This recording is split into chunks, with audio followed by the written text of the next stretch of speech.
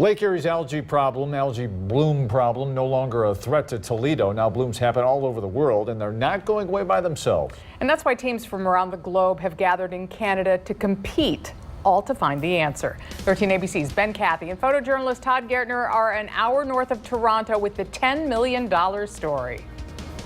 So why Canada when our problems in Ohio and those putting on the contest are from Florida?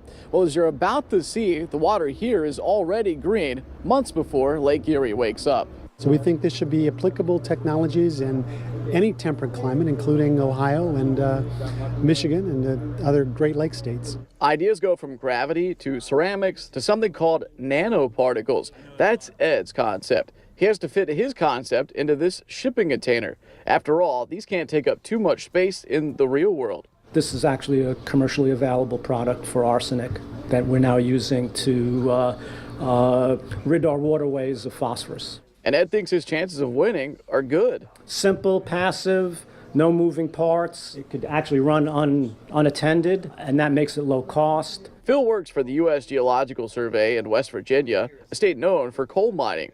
His big idea, use a byproduct of mining to scrub out the nasties from river water. Our process is a very economical method of removing the phosphorus, which means that it could be applied to much larger volumes than, say, a process that uses a very expensive absorption media. Lauren oversees the George Barley Water Prize for the Everglades Foundation. Think of this spring as the semifinals. From these 10 teams, 4 will move on to the Grand Challenge, which is stage 4 of the prize, and they will compete for 14 months somewhere in Florida. And of those 4 teams, we are hoping to award the $10 million.